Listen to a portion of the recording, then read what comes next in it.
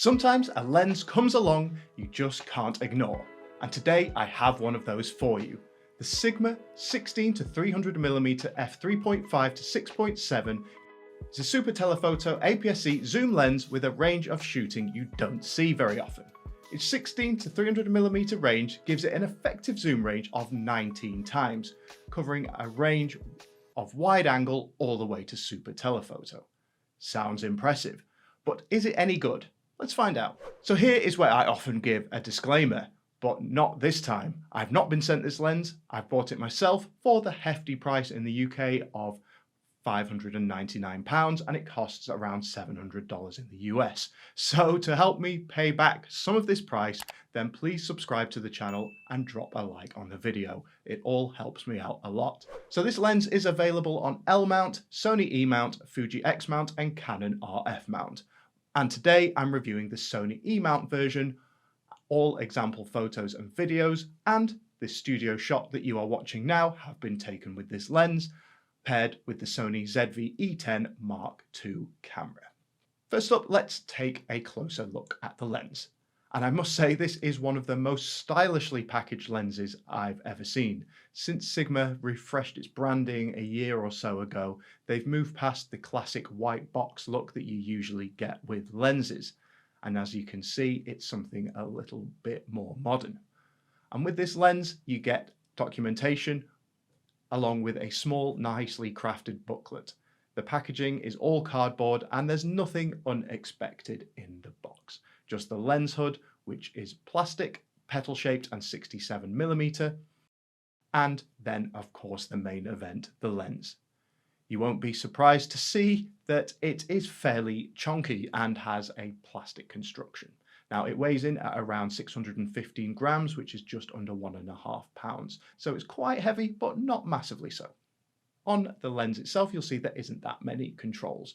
There is a lock switch on the side, which is for stopping the lens from extending, rather than a manual focus switch, which I may have expected to see. The front lens cap is plastic, as is the rear lens cap.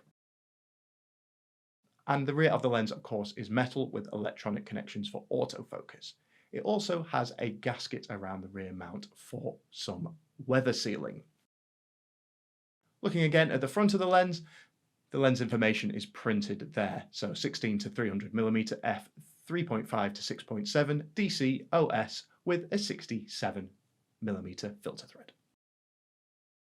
The lock switch needs to be unlocked for the barrel to extend. The main ring which extends it is rubber, and as you extend the barrel, the travel is quite tough, but moves evenly around until around 200 to 300mm, where it does get a little looser, but you're not likely to knock it by accident. As you can see, the barrel extends a long way, making this lens very large when fully extended. The focus ring is smaller and plastic and is for focusing. It has continuous travel and is much smoother than the larger ring. So let's talk about what this lens does well and not so well. Well, that zoom range of 16 to 300mm is really the massive selling point of this lens. The versatility of shooting that it gives you, from wide angle shooting of 16mm all the way up to very zoomed in at 300mm. You can see from the examples the scale of the range that this lens provides, making it a real great all-rounder for all different types of shooting. Now the aperture range of f3.5 at 16mm to 6.7 at 300mm obviously is not the greatest.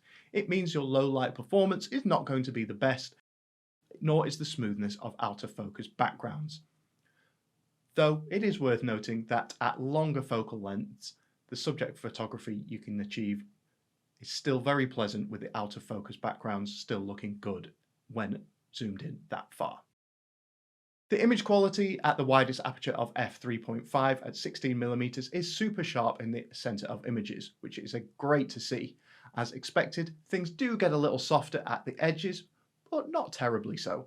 I've been reasonably impressed here. Now there is noticeable purple colour fringing at the edges as well, so that's worth looking out for. That is a little bit of a shame.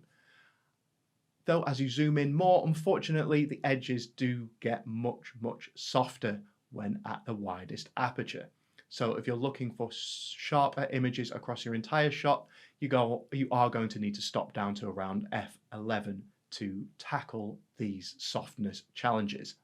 Though it is worth noting that the sharpness in the center of images does remain decent even all the way up to 300mm, so still pretty impressive sharpness overall. Now, there is noticeable vignetting with this lens, which is the darkening of shots around the edges, especially at f3.5.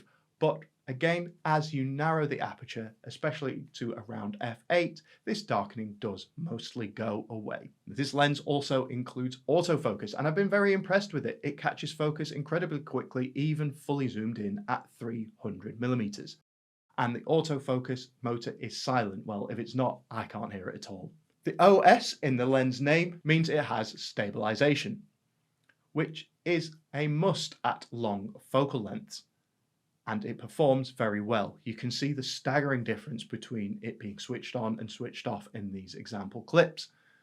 There's not a button for this on the lens, so it must be turned on and off in the camera menus, which is a little bit of a shame because it's a little bit of a faff, but hey, it performs well, so no complaints here.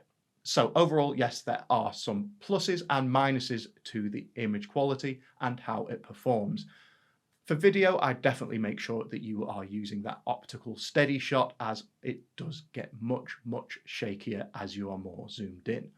And for photography, for sharper images, you want to be stopping down to around f8 to f11 to make sure you've got that full sharpness. So after all that, should you buy this lens? Well, it's clearly not the best at anything, with some compromising in sharpness and low light performance.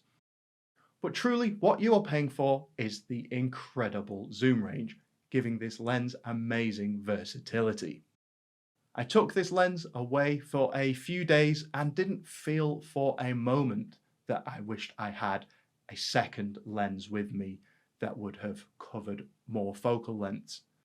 And that's really who this lens is for. If you want a single one-stop shop of a lens that can do everything well, then the Sigma 16 to 300mm is a great choice for you.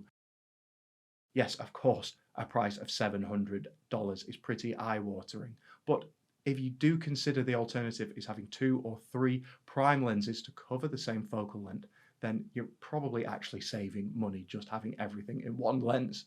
So it is a recommendation from me, as it does make a perfect travel lens if you are after just a one-stop shop lens setup. Its fantastic focal range makes it ideal for all different types of shooting. You just need to look out for the limitations that it has with sharpness.